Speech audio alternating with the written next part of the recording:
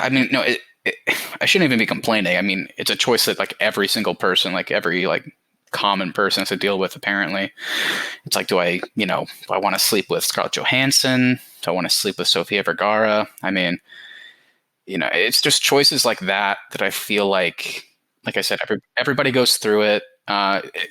It's a thing that it would be the main stake of any movie, I guess. It's funny you say that because I'm kind of going through a tough decision right now. See, I've gotten really good at making Cubanos, and I need to decide, do I want to keep making the same Cubano over and over again, or do I want to branch out and try something new? Well, I'm glad you said that, because that reminds me, it's not as big of a deal, but it is kind of like a secondary tough choice. It's like my old friend, I don't even know if he's a friend, I kind of know him, Robert Downey Jr., just told me that he had sex with my ex-wife while I was married to her. So I guess I'm trying to decide, do I say anything or just not bring it up for the rest of the movie? And I guess by movie, I mean my life, because this is totally about me, not a shitty movie called Chef. I think you should just brush it off and come make Cubanos with me in a food truck. Let's do it. I'll be your John Leguizamo. Keith can be your child that is on Twitter all day.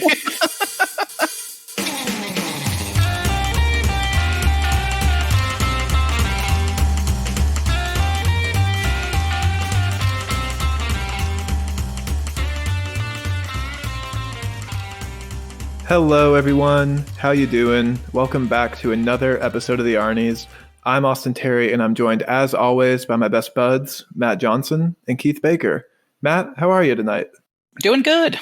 Been a fine day. Been working. So I'm lucky in that sense that I can still be working and, be around, family and friends and all that good stuff. And yeah, today was nice. We're back to our Star Wars series, so we got to watch Return of the Jedi. Hadn't seen it in a while, so I was looking forward to checking it out. So, hopefully the audience and you guys are ready for this one. Let's do it. Well, Keith, I know if the Emperor ordered you to strike me down, just like Luke, you would refuse. How are you doing today?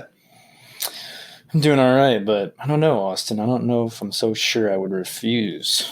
I don't think Keith would. I feel like Keith would be more conflicted. Like maybe he might, instead of making a choice that he probably should, maybe he'll just stare out a window for 30 minutes and not do anything. Keith could be that kind of guy. And I'm not, when I say that, I'm not like referencing anything or anybody in this movie that we just watched. You know what I'm saying? I would just be wondering where Biggs would be. Austin, Keith literally said last episode that Wedge wasn't in this movie. And he's like, in this one more than any other one. Oh, man. This movie made me wish that Biggs was still alive, because I bet he would have had a big role too. It's honestly a shame. Wedge is back, baby. Golly, at least he's back. I mean, that's something, I guess. Well, I guess actually, we just answered our own freaking question from last week. I was bitching the whole time, like, why do people care about Wedge? And I'm not going to back off completely on that, but I get it a little bit more. I mean, the guy did some pretty cool stuff in this movie, so I guess that I'll give him some credit there. We're getting way ahead of ourselves. We're still in the intro. Today, we are continuing our bi-weekly Star Wars series with Episode 6, Return of the Jedi. We did it. We made it to the conclusion of the original trilogy. Congratulations, boys. Personally, I had high hopes for this film. Empire really surprised me with how much it held up on a rewatch. I was hoping once again to be pleasantly surprised with Return of the Jedi. And you were? I was not. Oh. I was very let down on this viewing, but we'll get to that in just a second. Matt, give us some thoughts before we roll the music. Yeah, this one was a weird watch. I found myself just really bored and uninterested. And I wasn't expecting that. I kind of felt like I would either like it or I wouldn't. I never really liked this movie that much as a kid. It was always my least favorite. And I guess I still feel that way. I don't even know if I feel that way. I was just so bored. I kept looking away. I kept doing other things. So this is a weird one. So I'm definitely interested to see what you guys think. It's not even that I'm like 100% I love it or hate it. Or even I'm in the middle. I just don't know. I just was so kind of... I don't really have much of an opinion on it, so maybe our discussion will help me formulate that. Well, I have an opinion, but we'll get to it.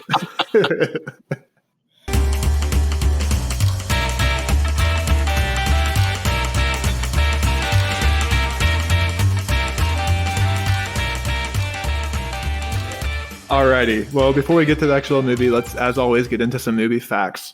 The cast, as usual, Mark Hamill, Harrison Ford, Carrie Fisher, James Earl Jones, and Billy Dee Williams all return.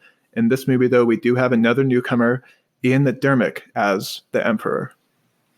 How do you pronounce this guy's name? Is that his name? McDiarmid. Ian McDermott. Okay, cool. For once, I'm saying it right. I was going to say, yeah, because I was like, I don't even know if I ever knew this actor's name. Yeah, this was weird. Isn't this kind of weird? I know, like, because, I mean, I was born, I guess to give people context, I was born in 94. So, like, the prequels were huge for me. As those were coming out, I feel like I was the perfect age. I was 5, 8, and then we went to go see Revenge of the Sith. I would have been 11. So I was like, I couldn't have been more excited. And Ian McDermott, whatever, he was obviously a main character in those, playing the Emperor. But I guess as a kid, either I didn't realize it or I didn't go back to Return of the Jedi that much, because it is interesting that he plays the Emperor in Return of the Jedi. And then like 15 plus years later, he plays like the young Emperor in the prequels. So that was kind of cool that he got to come back, and it was kind of a pleasant surprise, or I guess just to be reminded that he did play the Emperor here. And a little bit kind of like Yoda in Empire, where we were kind of like, it doesn't really feel like the Yoda from the prequels. I feel like this Emperor, like for the whole movie, except for the end, for the whole movie, he seems like a very different character. He doesn't even seem that bad. He's like calling Vader like, "Hello, my friend." Like he kind of plays a weird role. Like everybody's so scared of him, but I'm like, why? He seems kind of chill. But that changed. But yeah, it was cool to see him, especially, you know, after his role in the prequels. Well, I'm 90% sure I said Ian McDermott right. However, I am about to fuck up this next name. This film's also directed by Richard Marquand. Am I saying that right? I bet it's Marquand, because at a QU I saw at the credits. So it's probably Richard Marquand, I would guess. But I could be wrong too. Marquand. It's also written by Lawrence Kasdan. Yeah. And then, of course, the story and the storyboards are by George Lucas and scored by John Williams. Cool. So once again, with production, this film is personally financed by Lucas through Lucasfilm. And actually, Steven Spielberg was Lucas's first choice to direct, which I didn't know. But that couldn't happen because of some legal problems. Spielberg was part of the Directors Guild of America, and Lucas wasn't. And the Directors Guild of America was not happy with Lucas because he did not have any opening credits in his film, because he has the opening crawl. So they banned all of the directors from working on any Star Wars movies, and they actually fined Lucas for every Star Wars film that he had an opening crawl in the film. Right. So basically, if you were going to direct it, you couldn't be part of the DGA was the idea. Yeah, I had heard that, so that is interesting. It's kind of hard to picture, I mean, what this movie would have been. I mean, would it have been the same story if Spielberg was involved? I mean, would it just been, like, would have been directed differently, or would they have collaborated and come with a different story? What could that have looked like? I don't know. It's just one of those things that you kind of think about the alternate reality. Yeah. Could you imagine a Spielberg Star Wars film? No, and I feel like we're never going to get one either. It's kind of one of those things, because we'll talk about with the prequels, but I'm pretty sure Lucas, you know, then 15 plus years later was like, Spielberg, you should direct these prequels, or at least one of them. And he was like, no, you should. So I guess we can all also blame Spielberg for the prequels. Like, no, George, you got it. He didn't got it, but we'll get into that in the next couple of weeks. No, but yeah, like you said, it's really interesting to think about, especially at that time. I mean, in '83, I mean, Spielberg had already done Jaws. He had already made like the first summer blockbuster. And we also know, like, you know, the huge movies he had coming up. So it's interesting to think about how this movie may have affected his career. So just one of those kind of fun things to think about. But, oh, well, we got Richard Marquand, a.k.a. Marquand. Him and Lucas and Spielberg also made Raiders of the Lost Ark between Empire and...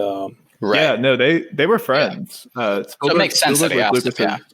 Yeah, Spielberg was Lucas's first choice to direct this film, but then the Directors Guild got in the way and they banned him from working on the franchise. Yeah. Interesting. I mean, who's Richard Marquand? Like, did he have any credits? Do you know? Well, he had to find Lucas had to find a director not in the Directors Guild. I know, but did that mean, did he just like pull up a list of every director that wasn't in the guild and then just like pick one? Like, I'm curious who this guy was. I should have looked into that. He probably was just like, let me find the one guy that's going to let me put all my dumb ideas into the movie, and I'll go with him. Honestly, that might not be that far off, because there were some dumb shit in here. So the other bit of production drama is Harrison Ford was originally not going to return for this film.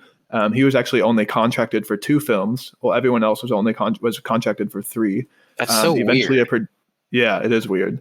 Eventually, a producer was able to get him to return, but Ford wanted Solo to die as a self-sacrifice for everyone else in this film, as like the culmination of his character arc. However, Lucas refused, believing he wouldn't be able to sell dead Han Solo merchandise. Well, okay. So many thoughts just come into my head. I guess the first thing is, what does dead Han Solo merchandise mean? He wanted to like sell a doll of Harrison Ford's corpse. Like, what does that mean? So at this point, the Star Wars merch is really taking off. Yeah. And Lucas believed that if Han Solo dies in this film, then that was going to hurt his merchandise. Oh, okay. Yeah, it's just one less toy he could have sold. Okay, I see what you're saying. Yeah. So the first thing. Well, Darth Vader dies. They sell Darth Vader action figures. I guess he was in enough of the movie, but yeah. The interesting thing here is I always knew that Harrison Ford always pushed for. He thought Han Solo should have died at the end of Empire. And he didn't want to be in Return of the Jedi. And honestly, I can't blame him because looking at his storyline, it's kind of like in this movie, it just feels kind of pointless a little bit. He doesn't really do much. Well, Harrison Ford's actually gone on record saying he believes Han Solo has nothing to do after he's rescued from Jabba's palace. I mean, yeah, it's completely true. But the other thing that is weird, though, is like if he was only contracted for 2 films, then why at the end of Empire did they make a point? I guess I just didn't remember that, like, at the end of Empire, I thought it was pretty clear that Han could be dead, and then in Return of the Jedi, it was like a surprise that he was alive. But at the end of Empire, Lando and Chewie go looking for him. They go, they're going to go find Jabba and go find him. So in a weird way, I get why he's back, because they kind of made a point at the end of the last one that he isn't dead. But then, yeah, and then in this one, he doesn't really do anything. And same with Leia, which we'll get into that later. I feel like we kind of need to. I feel like neither of them have anything interesting to do in this movie. They're active, they do important things, but nothing remotely interesting, in my opinion. Well, it's really weird too, because like from what I was reading, it doesn't sound like George Lucas tried too hard to get Harrison Ford to come back for this film. Like a producer came to him and said, "Hey, you really should bring Harrison Ford back." And George Lucas is just like, "Nah, I don't care. We'll write him out of the movie." And then the producer was like, "If I can get him to come back, will you put him in the movie?" And Lucas was like, "Well, I guess I can write a part for him." Like it doesn't sound like he really wanted him to be in this film.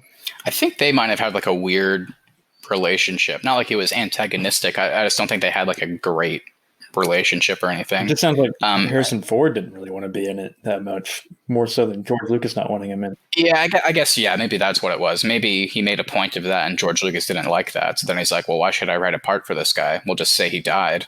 And then I guess, the powers that be were like, I guess we'll get him in. So it does, the worst thing I can say about that is it does seem like he is kind of forced in this movie and then just doesn't do anything. So, but, whatever. So this film released on May 25th, 1983.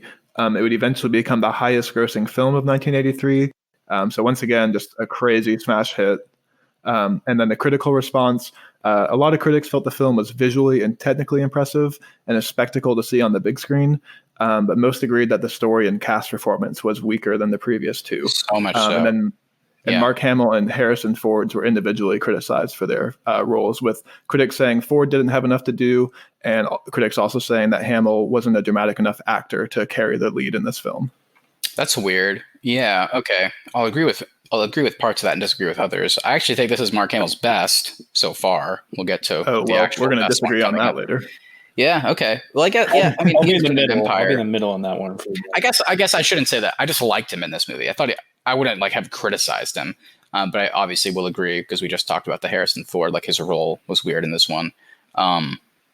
Yeah, but I will say, going back to A New Hope, it does feel weirdly like this movie echoes that, because we talked about that. We talked about how bad the dialogue was in A New Hope, and I remember Austin telling us that was kind of the critical response as well, that they thought it was like the most amazing movie ever, like visually, blah, blah, blah, like technically and all that good stuff, but like the dialogue was garbage. It feels weirdly like, I don't know what changed, because Empire was great. The dialogue, everything, we were talking about how it gave us chills at some point. And here it just felt like it reversed back to the original. There's some dialogue on this that I rolled my eyes out of my head. Like it was just so bad. It felt like just a shitty Shakespeare production sometimes.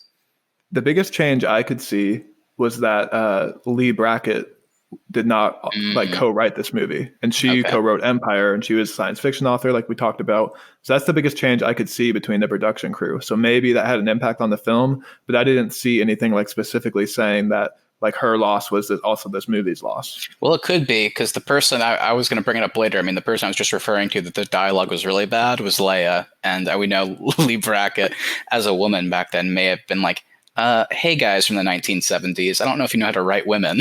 So maybe she had a part in that. Leia's dialogue in this movie, I was shocked. It is the worst I've ever heard. It was so bad.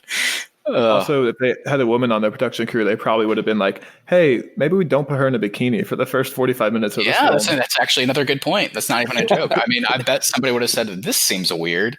Like, hey, Lawrence Kasdan, co-writer, let's lean away from that. Her just standing around in, like, no clothing. I don't know, man. Weird stuff for Leia in this one. Alrighty. Well, let's jump into the first act. This film opens, as always, with that classic opening crawl. In the opening crawl, we learn that Luke is back on Tatooine. Fucking hell, man. Now you got to leave that in. You got to leave it in now. If you had done it once, you can cut it, but now you can't cut that. Luke is back on Tatooine trying to rescue Han from Jabba the Hutt. The Empire has also started construction on a second Death Star. In the rest of the first act, we learn that the Emperor is coming to oversee construction of the Death Star personally. Luke, Leia, Lando, and Chewie are attempting to rescue Han from Jabba. Leia by impersonating a bounty hunter, and Luke by requesting a meeting with Jabba and offering 3PO and R2 as gifts. Which I agreed with that part. I mean, I wish we could have kept R2, but I mean, I was hoping this would be C3PO's last scene. Anyway, real quick, back to the crawl. Did this remind you? Obviously, in weeks and weeks from now, we'll get to Rise of Skywalker. But I will never forget in the theater for Rise of Skywalker when the first line of the crawl just said, "Palpatine is back," and I was like, "Huh?" I felt the same way here when just out of nowhere. I love the first line, kind of like you said. It was like Luke Skywalker back on Tatooine looking for Han Solo. I was like, oh, that's cool. And then the next line is like, the Galactic Empire is building a second Death Star. And I was like, what?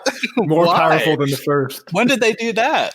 How are they doing it right now? How quick? That's going to take a while. Fast construction too. They already had like 3/4 of it done. I know. Do you remember the end of Revenge of the Sith where we see them building it and then we don't see it finished until episode 4, like 30 years later?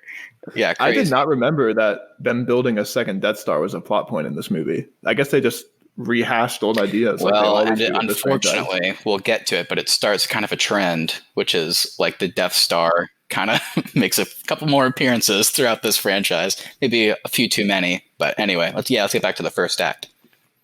Okay, yeah. So, like I said, we do learn the Emperor is going to oversee production personally, and then we cut right down to Tatooine, where 3PO and R2 are there delivering a message. Where eventually Luke does offer them as gifts. I do like the droids a lot more in this film, but it is very weird that we spend like 20 minutes with just these two before we actually get to the rest of like the major characters. Like it's just the 3PO and R2 show for about the first 20 minutes of this film.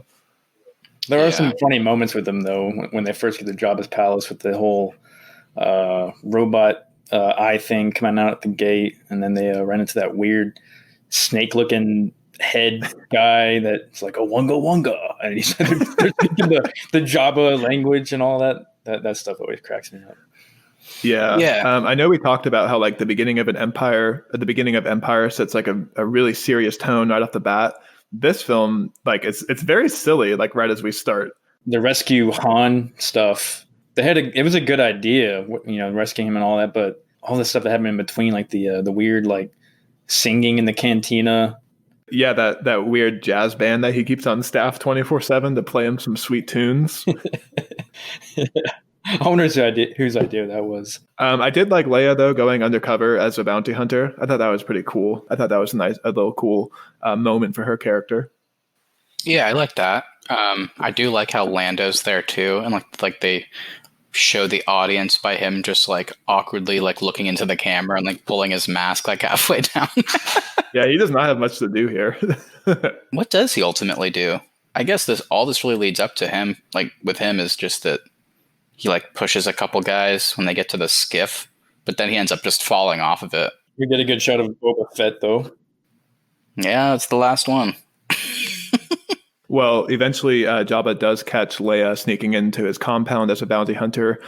He also imprisons Luke, and he orders that they're all going to be thrown into the sand pit and fed to the Sarlacc. And this is where we get kind of the final fight scene. Eventually R2 gets Luke a lightsaber. And I think this is where we get like probably the coolest lightsaber action of the original trilogy. It could have been so much better though. I mean, why could Han Solo not have gotten his sight back by this point. All we needed was could have just been like a quick, cool, like Western old style, like duel between him and Boba Fett. Instead, Boba Fett dies in like a slapstick way where Han Solo is blind and like turns around and like hits him with like a shovel or something in the back.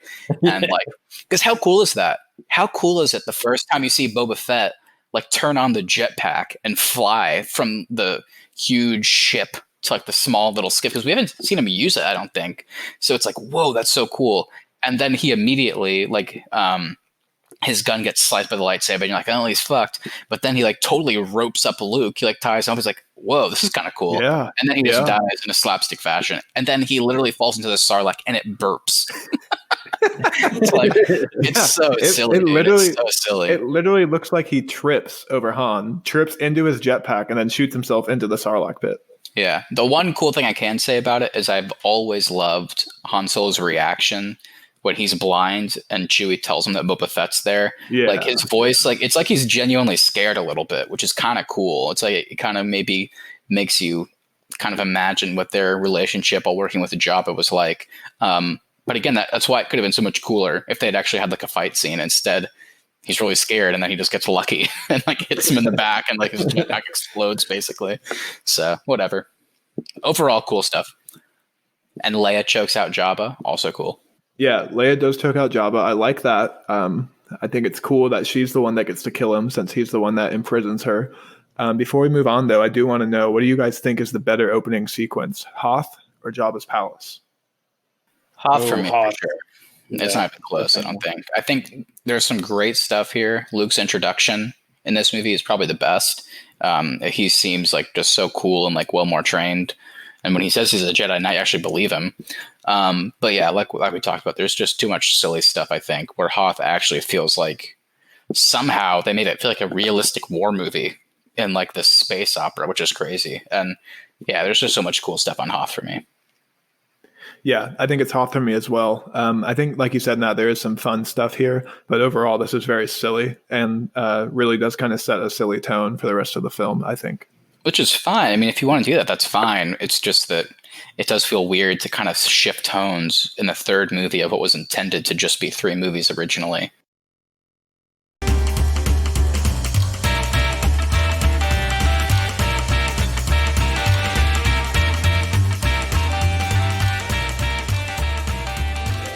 So yeah, let's get into the second act here. In this second act, Luke returns to Dagobah, where Yoda confirms Vader is his father and reveals Leia is his sister. We also learn the Emperor wants Vader to bring Luke to him so they can turn him to the dark side. Luke eventually rejoins the rebels, and they start their plan to sabotage the second Death Star and kill the Emperor. This plan takes us to an Ewok-inhabited Endor, where the rebels must take down a shield generator so they can attack the Death Star. Yeah, I thought it was a cool scene. Him coming back to Dagobah. He's, like we were talking about earlier, he's more matured and confident. He's got his new green lightsaber and his black suit, so that makes him cooler somehow. But he was there to see Yoda in his last hour, and Yoda gave him his last piece of advice. And Master Yoda, you can't die. Yeah, 900 years old, you won't look as good then, or something like that. I can't remember the line. I don't know, man. Yeah, this was a weird scene. I feel like I don't blame Luke later on when he like gets pissed at Obi-Wan. He's like, why didn't you guys tell me this stuff? It seems like a weird thing to lie about. And he does again. He follows up with that line from the last one where he says, there is another. And he's talking about Leia, his sister. It's like, why even introduce that plot point? I mean, they do nothing with it. He even says Luke is going to be the last Jedi. And then he goes, but there is another. There is another. Yeah, it's interesting, man. It is very weird that he flies all the way back to Dagobah just for Yoda to die on, assumingly his first night, like on the planet. He died immediately, basically. So I guess he came back at the right time because it was his last chance. Originally, they weren't going to have Yoda in this film, so that's why he's kind of just like shoehorned in there. Oh, okay. I didn't know that. They felt like they needed him to confirm that Vader was his father, or else the audience might think Vader was lying. I feel like that would have been so much more effective if Obi-Wan had done it, since he was the one that told the lie in the first place. That's what I was going to say, yeah. Yeah, can you imagine that? Can you imagine Luke being the one to Obi-Wan, like, tell me the truth. Like, this guy says he's my father. Is that true? I feel like it would have been way cooler if he had then had to be like, look, I lied to you. I'm sorry. That would have been cooler, I think. I'm glad Yoda's in the movie. Obviously, I love Yoda, but yeah, I didn't know that, so that kind of confirms why it feels weirdly forced and why he just uses his dying breath to tell the truth about all the stuff he lied about. So I don't know. And like I said earlier, he does have that weird line where he's like, Luke's like, but I came back. You have to train me. And then Yoda's like, you're done. You are trained. I can't teach you anything.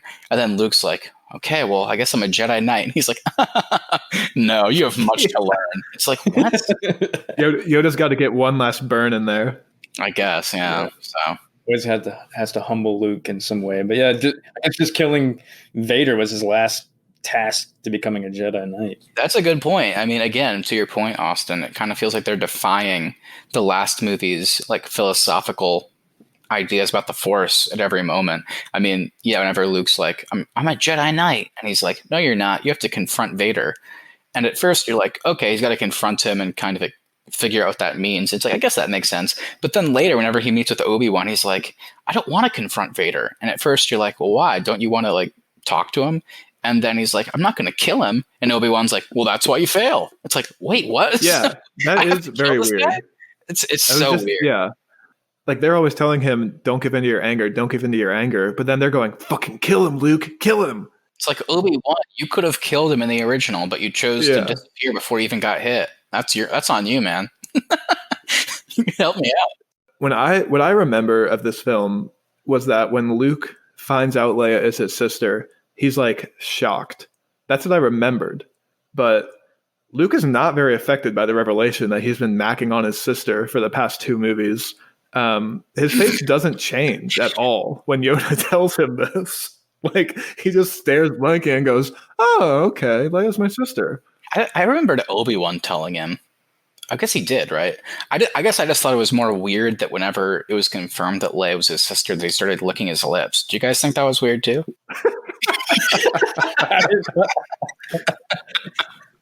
I love whenever she tells Han at the end and he looks like he hasn't heard anything more confusing in his entire life. He just been like, oh shit, she is? We kissed. Yeah, you couldn't have told me this earlier. I'm sure Lee Brackett, whenever she was sitting in the theater, she was like, huh? She was like, I wrote them as like kind of a romantic thing. Yeah. Weird, man. It is a weird choice that comes out of nowhere. And again, I mean, we talked about it at the end of Empire. It's like, if you want to do something cool with that, where like Luke is captured and he's up in the Death Star for like the last act, and then Leia has to somehow come in. I don't know, maybe Obi-Wan or Yoda then appears as a Force ghost to her and she has to do something. Maybe her going to Vader, realizing he has another child, which he weirdly doesn't react to whenever he finds out later. Whenever he sees Leia and he goes, I have another kid. I'm doing the wrong thing. I can't do this. It's so weird to me that they don't do anything with the fact that like the quote unquote, there is another. And like basically they introduce this sibling relationship and the only thing they do with it is treat it as a reveal. Like they find out like they're siblings, but that doesn't mean anything to the plot. Like nothing changes because of that. So it's weird that they even introduced it, in my opinion. Yeah, and on the dark side as well, it doesn't even mean anything because Vader only senses Luke's presence whenever he's on a ship or somewhere. Never senses Leia's at all. Never mentions it until the last fight where he's like, "Oh yeah, you have a sister." And then, but yeah, so eventually, after Yoda dies, Luke does leave Dagobah. He meets up with the rebels, where General Akbar is revealing that their spies have uncovered another weakness in the Death Star, and also that the Emperor is personally overseeing construction. Yeah, these people suck at building Death Stars. They're always building a weakness in there. They didn't learn from the first one. It's the same plot line. Yeah, it's like, all right, guys, what if we built a perfect pathway from the outside into the middle of this Death Star that multiple ships could fly into and blow up and leave? It's like, what are you doing? I guess the argument there is that they weren't fully done constructing it, so maybe that's why that pathway was open. I guess, yeah, maybe. I don't know. But yeah, I agree with Keith's point. It is odd. Anyway, what happens next? So they realize that in order for them to launch an attack on the Death Star, they will have to destroy a shield generator on Endor. So Luke, Han, Leia, and Chewie and the droids all go down to Endor in a stolen Empire ship. And this was weird because at this point in the movie, I was like, whoa, I'm not loving this movie so far, but at least it's flying by. I mean, we're already at the third act. Here we go. We're going to go destroy the shield generator. And then I clicked on like the Disney Plus like window or whatever, and it said we were an hour into a movie and there was an hour and 14 minutes left. And I was like, oh my God, dude, I can't do this. This should have been like the third act, and there's like 2 more full acts. This movie moves at a snail's pace. This movie just drags by. Yeah, for me, it just felt so long. Oh, this one went by quick for me. I don't know. It went by a lot quicker than Empire. You've seen Empire a bunch, though. When was the last time you saw this movie? I saw this movie actually 2 weeks ago. I watched it with my dad. That's funny. Well, I mean, I can already answer it in advance. I mean, the reason this movie felt slow for me is for what we're about to get into. It's just we didn't need all this Ewok stuff. And we also didn't need like the final throne room encounter to be so stretched out. Anyway. So they do encounter a few Empire soldiers once they land. Eventually they do end up split up. Where Leia gets saved by an Ewok and taken back to their encampment. And then eventually Han, Chewie, and Luke and the droids all fall into another Ewok trap where they where the Ewoks end up thinking that C-3PO is a god. What did you guys think about this little plot device? I just have to say, I think the biggest flaw of this movie is that the Ewoks like saved the day pretty much. Like it was just all these little teddy bears and brought down the Empire at the end. I thought that was so dumb. Originally, Endor was going to be full of Wookiees. It was going to be like Chewbacca's homeworld. So would you have rather had a planet full of Wookiees, Keith? It sounds like you would have rather had that. No, because you get to see the Kashyyyk in the prequels. That's the world full of Wookiees. You get to see that later on in the prequels, which we didn't know at this time. But I thought it would have been cooler if there would have been more like we were talking about earlier with Hoth. If there would have been a lot of like rebel soldiers come down and kind of come in and save the day instead of a bunch of little teddy bears.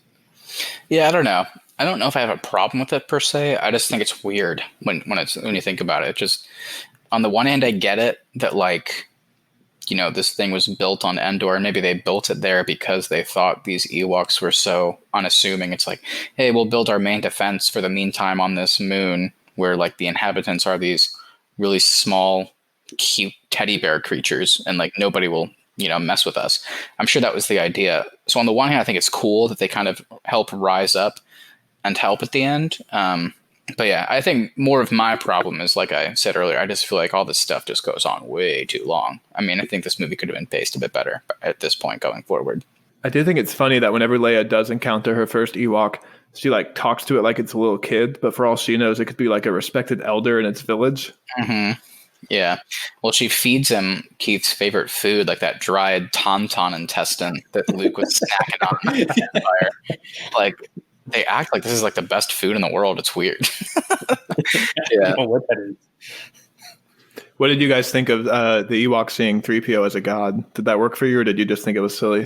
I guess that worked because they had to have some sort of way to get out of that situation, I guess. But, yeah. I guess it's weird. I guess for me, like looking at it in a vacuum, I like it. I think it's funny. I think they did some cool stuff with it, and they made 3PO tolerable and kind of enjoyable in that sense.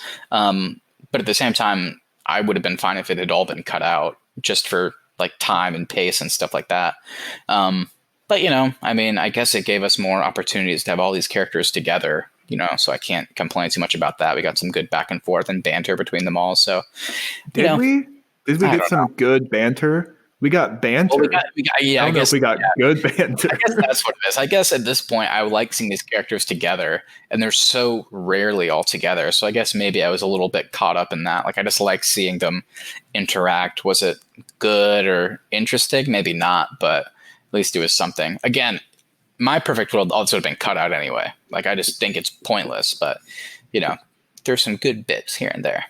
So 3PO does eventually, because they think he's a god, he's able to tell the Ewoks that they're fighting the Empire, and he gets the Ewoks to join them in their battle. Eventually, Luke and Leia do have a moment of where they can get away from everything, and Luke reveals to her that Vader is his father, and she is his sister. Which she apparently knows, and she's always known.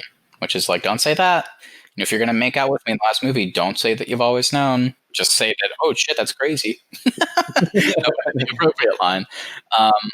Yeah, again, I think when I was a kid, this was the coolest thing in the world. But looking at it now, I don't even know why it was introduced. I mean, this is the last time it's relevant, this relationship between them. Because there's no point where later on Luke is just trapped and Leia has to, unlock her powers to come and help him or something. Like, it's just, I don't know. It's just a twist. And they put it in here because they had the biggest twist of all time in the last movie. So they're like, oh shit, we got to top it. We got to figure something out. Except the twist that Vader is Luke's father is like the most integral part going forward. And this twist, they just come up with a twist, but no repercussions. So I don't care about the scene. And this was the peak of bad Leia dialogue. Like, this was so bad. Listening to her describe her mother and then Mark Hamill's reaction, like, Leia, tell me about your real mother. Like, so this scene is weird. I don't know who wrote this. He tells her they're related in such a weird way too, and he just goes like, "Has it? Yeah. I have it.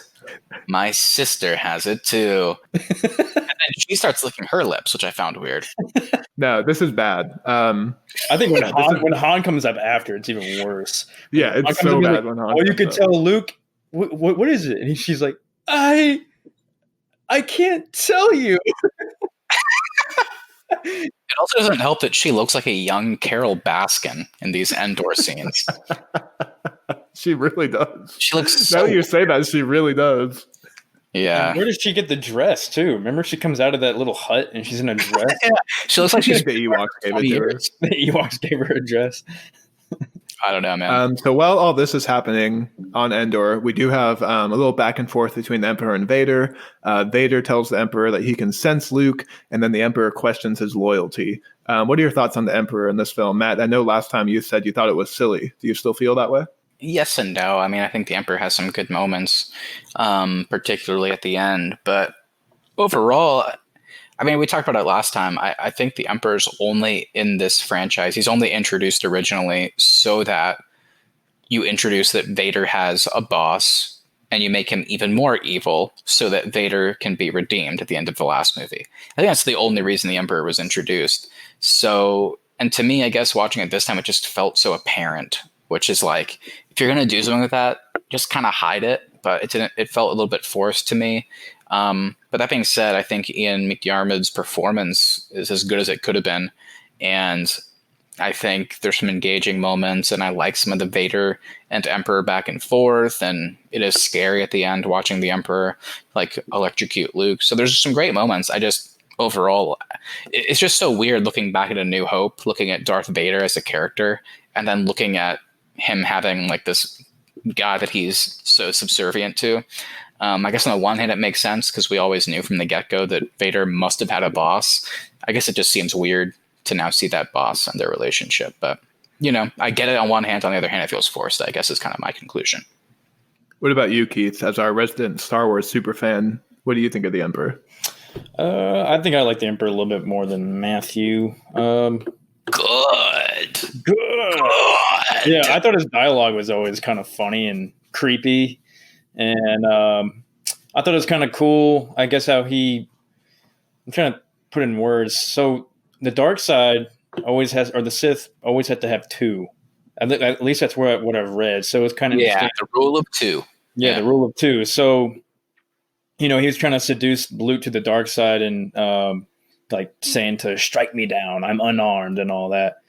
Which I also was kind of confused by. Is like, why is he just saying to strike Vader down? Because that's what, if you go back to the prequel, which we'll get into the prequels later on in our series here, but whenever in Revenge of the Sith, third one, whenever Anakin's fighting Count Dooku, Count Dooku is, which they didn't know, but Count Dooku was the second one, and he has Anakin kill Count Dooku. So I thought it was going to be more, you would think that he would be asking Vader, but I know these came up before, so they didn't have that story down yet. Yeah, to me, it seemed clear by the end that the Emperor's goal was that Luke was going to get so angry at being trapped that he would kill Vader, and then the Emperor would be his master. Yeah. That was clearly the goal, but you're right. It does seem weird that he's like just telling him to strike him down. Like, what if he had just stabbed him? Like, I don't think Vader would be like, all right, now I'm your master. It's like, what? Yeah. No, I don't think that would have happened. Yeah. But yeah, I get what you're saying, but at least the dialogue's performed well, which we can't say for all the actors in these movies. That's because they were thinking 30 years ahead, and they knew Palpatine was going to have copies of himself. Dude, I can't wait to get to Rise of Skywalker. I'm going to tear that shitty movie apart.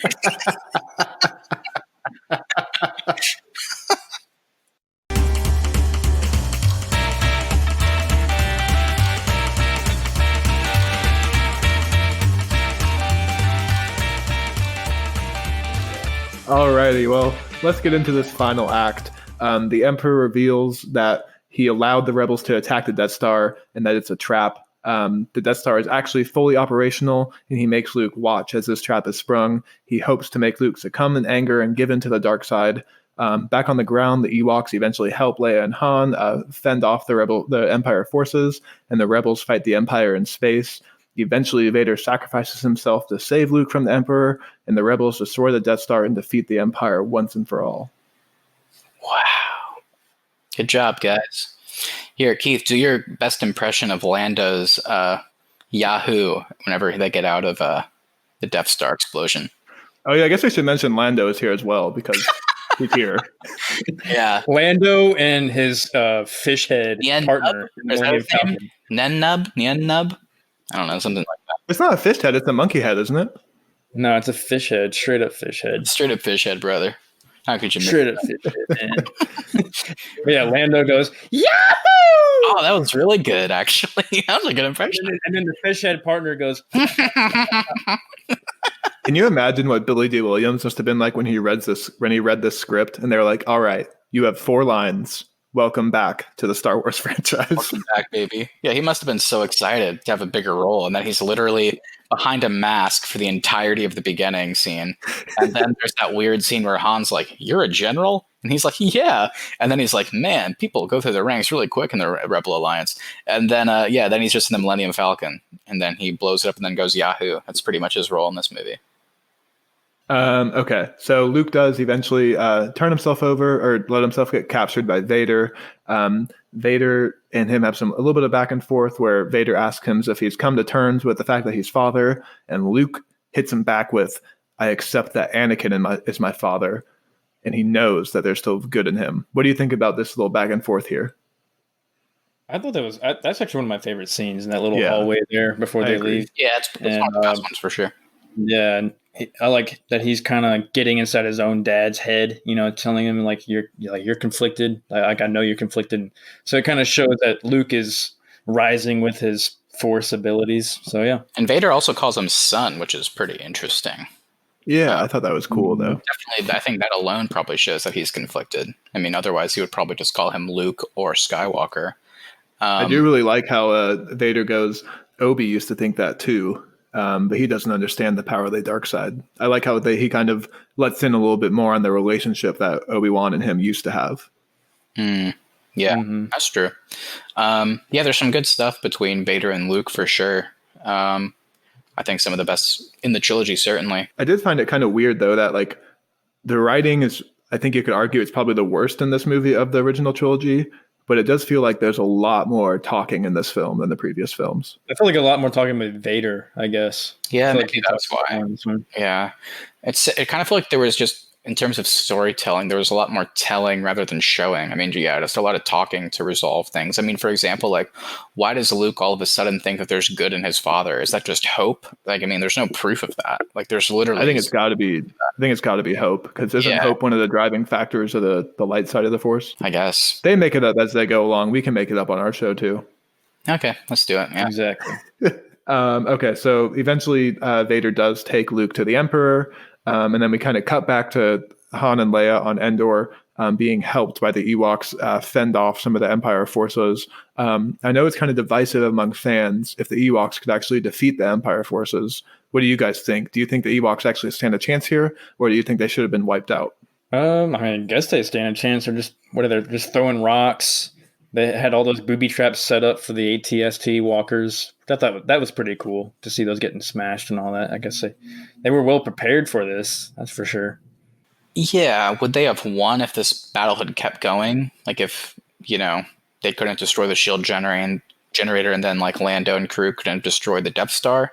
No, I feel like if that stuff wasn't going on, if like the Wookiee or the Ewoks, sorry, were just getting attacked, then yeah, I think they wouldn't have been able to hold out. But I think using them as kind of just like a temporary distraction to kind of give the others time to get the generator down and so forth, I think that will work for the most part. Sure, there's some silly stuff in there in terms of like how kind of well set some of these traps were, and like they were the right size, I guess, for like AT-ATs and whatever.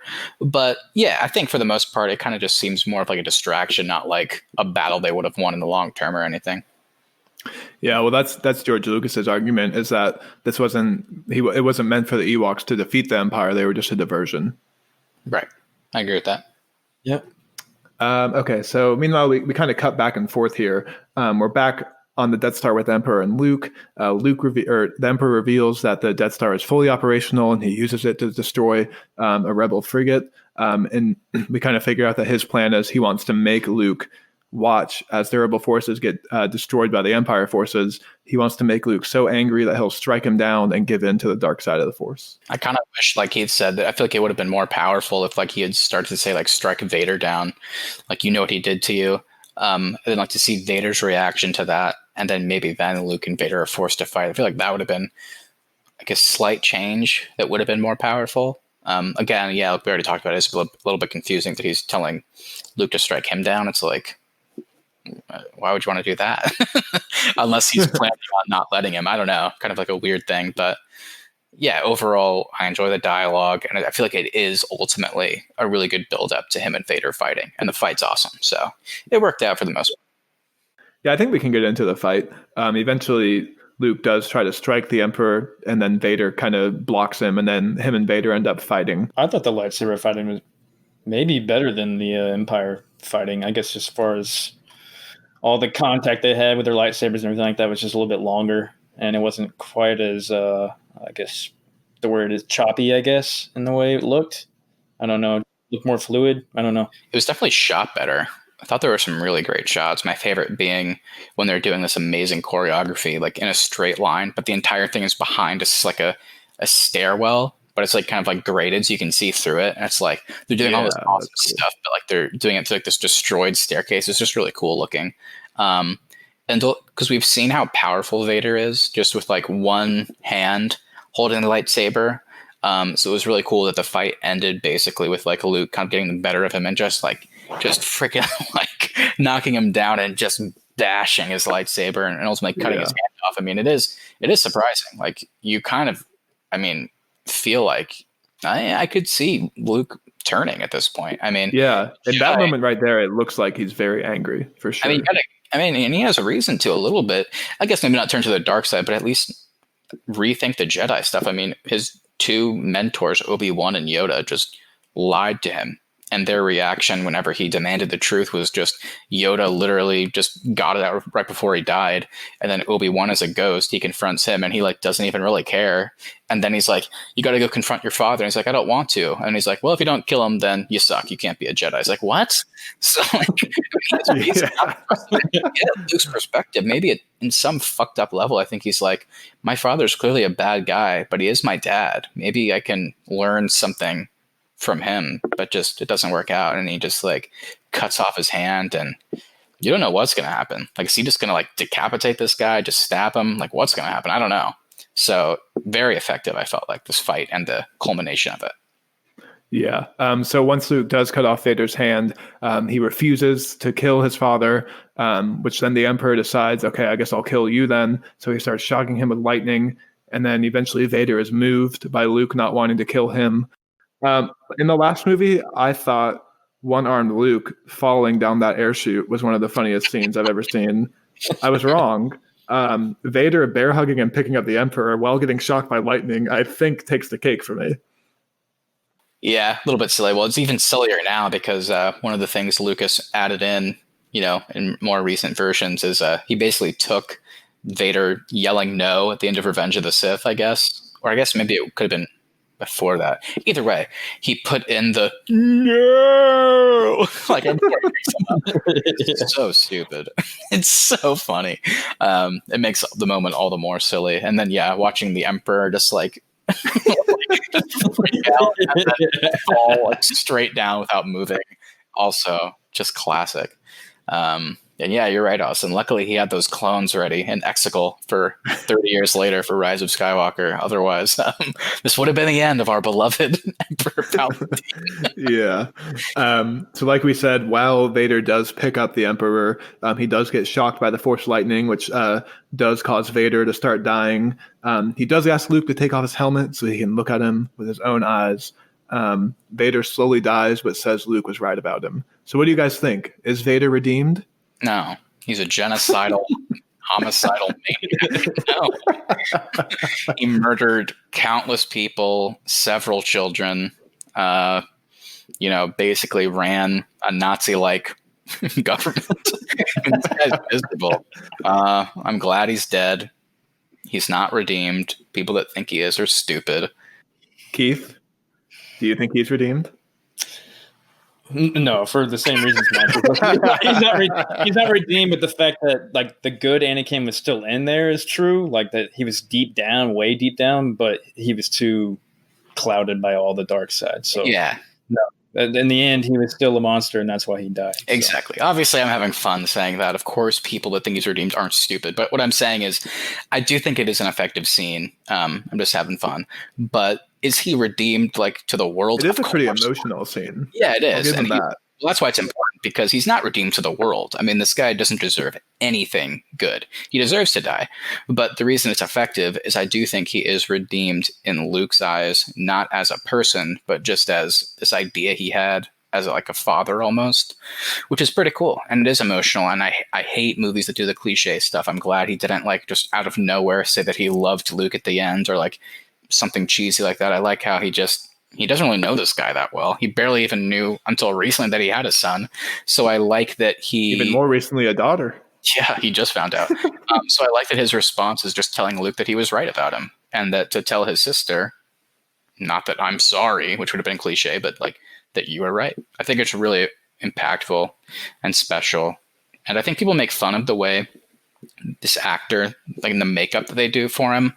But on this viewing, I actually found it really cool, because it is so jarring seeing Darth Vader in his full getup as like he's like the scariest thing in the galaxy, and then you take off his helmet and he just—I'm not even making a joke. He just looks like a jolly kind of guy. It's just such a contrast that it's so effective whenever he's like just gasping for breath, trying to get out what he needs to. So yeah, it's extremely effective. So again, to the point is, whenever people talk about is Vader redeemed, I don't really get the argument.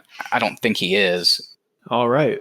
Well, while this is going on, we do cut back to one of Lando's 3 scenes, and he's with Wedge. Keith, he's with our boy Wedge. They're flying through the Death Star. Wedge fires a shot at the power generator within the Death Star. Then the Falcon finishes it off, and the Death Star is destroyed. You know who did redeem themselves? Wedge did. He was awesome. And like I liked that everybody was calling out his name so that we actually knew who it was this time. I was like, oh, that's Wedge? Oh, okay. This guy's pretty cool. Okay. So that kind of takes us into, I guess, like the last little like ending shots. We get like a celebration across the different planets of the galaxy. Matt, I see you smirking, Matt. What are you laughing at? They added some in here. Now, I don't know how many of these there were in the original. I guess the Cloud City and Tatooine ones, those make sense. I don't know if those were always in there, but if they were, obviously, based on this story, that makes sense. Dude, why the fuck did they show us like the Gungans on Naboo? Why did they show us Coruscant that looks the exact same? And they showed the Jedi Temple in the background that was destroyed 30 years ago.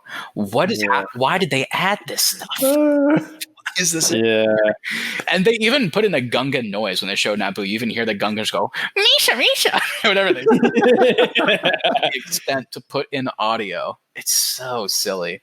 But look, I'm a sap when it comes to like closings of like franchises, at least at the time.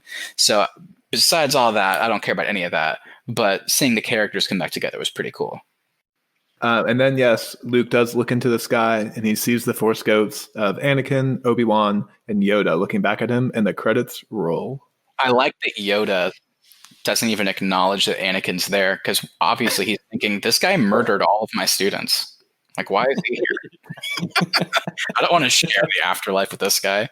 Like, Hayden Christensen's just kind of smiling, and Yoda's like having PTSD to whenever he saw him with his hood on walking into the Jedi Temple, murder all the younglings. So, yeah, why does he get to be there you would think Yoda and Obi-Wan would not want to hang out with this guy for the rest of eternity. Yeah, well, honestly, it's probably because in George Lucas's eyes at the time, I guess Anakin was redeemed, at least to the world in some sense. I don't know. I don't know what the answer is to that. I mean, the reason Hayden Christensen's there is because at the end of the original, they had, I guess, the actor that played Darth Vader without the helmet. That guy without all of his makeup and in Jedi garb was the original Anakin ghost that appeared. And obviously, then you do the prequels, it's like, well, he never looked like that because he was horribly disfigured. He never looked like that, so we have to put in Hayden Christensen. So I guess that change makes sense. Originally, Obi, Yoda, and Anakin were going to come back to life and join in on the party. Like, that's not even a joke. That was actually going to happen. Whoa. I didn't know. That wasn't a trivia? Jeez. Dang. I'm glad they didn't do that. That would have been weird. They just like stop being blue, and then it's like, are you guys alive? And they're like, yeah. Yeah, they were just going to like, I guess they were going to use the Force to bring themselves back to life, and then they were going to party with Luke. Man, I bet Qui-Gon was disappointed when he found out about that. He's like, you can do that? Dang. Obi-Wan was going to do some tequila shots. Oh. You get a shot of Sam Jackson as Mace Windu. Saying, motherfucker. Yeah, George Lucas would just go back. Also, the plan was George Lucas was just going to go back and keep adding people from the prequels to this final party. Oh, he was actually eventually going to take out the 3PO God scene and just make the party scene longer at the end so he can fit more of the original prequel characters in. They should have added Jar Jar Binks. That would have been the ideal party goer. Well, he was on top of that weird building at the Naboo scene. Oh, Misa, we did it. It's working. Alrighty. Well, that does it for the original trilogy. Congratulations once again, my friends. We made it. But we do need to do some awards. We have a new segment this week. We each came prepared with one award, and we're each going to give it out for this film. Who wants to go first? Austin, please. I would be honored if you let us off with the award ceremony. Alrighty. Well, I have an award. It's for the entirety of this film, and it's called the Mark Hamill Regression Award. No, are you serious? He just got the Most Improved Award last time. Nope, the entirety of the film. I'm not just going to blame it on Mark. Wow. But the entirety of this film, George Lucas, everybody gets the Mark Hamill Regression Award. This movie is awful. It's so bad. I feel personally victimized by having to watch this film. I did not enjoy it. Congratulations, you all regressed. The award is called the Regression Award, but you're honoring it by giving Mark Hamill the person that it's named after. Oh, that's funny. That's a good award. They should be honored. We'll have to send them that one. Keith, what do you got? Mine was kind of different. It was the Weirdest Alien Award, and it's going to one of the aliens at Jabba's palace. I know which one. And it goes to that blue elephant. He looks like a Dr. Seuss character that's playing the keyboard. Mm-hmm. I don't know who played him or if anybody played him, but it goes to them. Anybody played him. Frank Oz under him, I'm sure. Alrighty, Matt, take us home. What is your award for Return of the Jedi? It's been a great award ceremony so far, so I'm happy that I get to be one to close out the show. I'm honored to present. It's been a long time coming. The Harrison Ford Honorary Most Bored Award goes to that one random rebel pilot in the last scene that's just doing this guy dance where he's just standing still and he's just moving his hands slightly with all the Ewoks dancing around him. That guy, he really killed it. I feel like Harrison Ford himself would be honored to know that there was somebody on set that was just as bored as he was. Well, I actually have a story about that guy. Him and Harrison Ford actually got drunk together every night and just complained about how bored they were working on this film. Whoa. Well, I believe it. Okay. Well, we have one last thing to get to. Last week, we asked for a couple fan messages to let us. We wanted you guys to let us know what your thoughts were on Return of the Jedi or the original trilogy. And we got a couple back. And this first one here comes from Cracked Cat Comedy on Instagram. She wanted to let us know that she loves the franchise and her favorites are Rogue One, Rise of Skywalker, and A New Hope. So she's with me there on the Rogue One club. She also loves the Ewoks and Return of the Jedi, but she is worried of the safety of the Porgs in the new trilogy because of how much Chewie eats. She doesn't think they should be together because Chewie might eat one of the Porgs. I mean, yeah, we'll get to that. But yeah, Chewie, I mean, he literally just shows up on this island and starts murdering the local animal population. And then he eats them in front of the other ones. And she did go ahead and leave us with a joke. And here it is. Perfect. What does Han Solo call a condom? Any guesses? Pointless. Greedo. A galactic prophylactic. Oh, that's a good one. I like that. Yeah. I like that. So that was from Cracked Cat Comedy on Instagram. Thanks again for reaching out to us. And Matt, why don't you take us home with our next message? All right, guys. I got a good one here from Jesus206_ over on Instagram. He made some good points. So let's shout him out real quick. He said, in response to just the Return of the Jedi, he thought that the originals have the most no-name, lame characters. Interesting point. I feel like I kind of agree. There's lots of characters in here that aren't named that really don't do anything. So interesting point. But he did follow it up with kind of an explosive hot take here. He said the prequels completely blow these out of the water. So in the coming weeks, we're going to have to dive into that. He said Revenge of the Sith is better than the whole original trilogy, and that Admiral Akbar is a joke. Jeez. And I thought that was all he was going to say. He said, quote, "It's a trap," end quote, classic Admiral Akbar line. I thought, again, that was going to be the end. But then he said, "Dude's ugly as hell also." A little bit far. Squid-faced cuck. So, Jesus, I guess the takeaways here are, I mean, I agree. Man. I'm not saying I disagree. But Admiral Akbar is a joke. Revenge of the Sith, better than the whole original trilogy. So, Jesus, we're going to need to talk to you when we get to Revenge of the Sith, because it sounds like you're a big fan, and we need to break that one down in a few weeks. But thank you anyway for reaching out, letting us know your thoughts. Yeah, squid-faced cuck. I haven't heard that one before. Thank you for that, Jesus. I think I'm going to start using that in my daily life. I'm just going to start calling people that. Or you're eating calamari, just like, you squid-faced cuck. Admiral Akbar. Now that we're done with the original trilogy, Keith, why don't you tell me, what are your personal rankings now for the original trilogy? It's tough. Well, okay, not that tough. Empire is still number one. Between Return and A New Hope, I might have to switch it. I might have to go New Hope and Return last. I'm going to go Empire, A New Hope, and Return as well. Return sucks. I think it might be the worst one now for me. I'm going to agree with you guys, but before we go, you know what's even more important than ranking these movies? Let's rank the best Mark Hamill performances. I'm going to go number 1, Empire. Number 2, Return of the Jedi. And number 3, A New Hope. 3PO! 3PO! I'm going to go Empire, A New Hope, and Return. I'm going to go Return last. Because Mark is older here. By now, should have taken quite a few acting classes, and he should not have given this type of performance. So I'm going to cut him some slack for A New Hope, but he's garbage in Return. Wow, interesting. Keith, any thoughts? I think I'll have to go with Empire, then Return, then New Hope. Good stuff. But I see where you're coming from, Austin, with the old... Yeah, I don't know. It's kind of like he smoked a joint before he went into Jabba's palace. He kind of just comes in. I think it looks like he just ate a lot of really bad food and was very unhappy, and then just made that same face throughout the rest of the film. I mean, he ate something bad for sure before he did that scene with Leia, whenever he for some reason delivered that line, "Leia, tell me about your real mother."